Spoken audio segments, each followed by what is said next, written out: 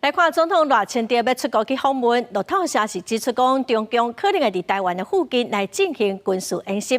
国防部表示讲，咱国军有信心确保国家安全。另外，空军伫今仔透早5点执行整体防空作战计划演练。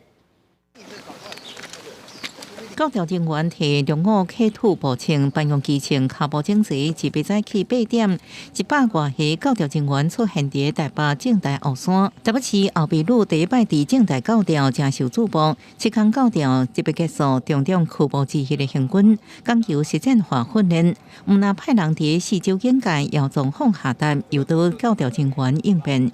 因为政大后山是开放区型，部队行军真罕见，甲备选民众斗阵，个人也会国军加油。很好啊，有在训练年轻国军的体力。我们看到这样，我们也觉得是很应该，也觉得很欣慰。国军强化台北市公馆以南经要溪流域的地区防务，为什么会选伫政大高调呢？军方除了结合城镇战防会，也看准山区易守歹攻。专家分析，对部队快速到制高点掌握作战的优势有帮助。民众休息的地点也是战术要地。那其实战术要地的话，其实在战时很多部队的抢占。那透过实际的演练，让他们熟悉实际的地形地物，这个对部队的战力的提升来讲是有帮助的。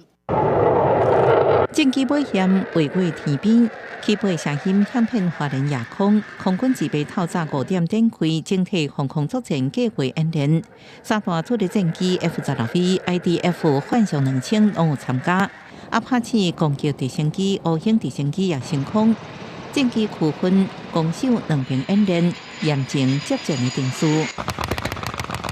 另外，警方部17暗时执行太部操演，严正外岛防卫令，战车驾车火炮对海上空中目标进行实弹射击，强化部队夜间作战。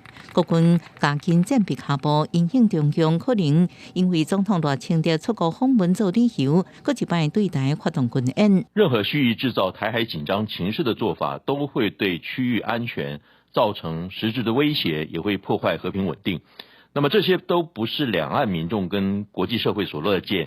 国军掌下强军自备派出军机13架，其中9架超过进阶北部加西南空域，加上7架军舰。另外还有2粒空飘气球经过咱的北部空域，国军也拢严密监控应处。记者综合报道。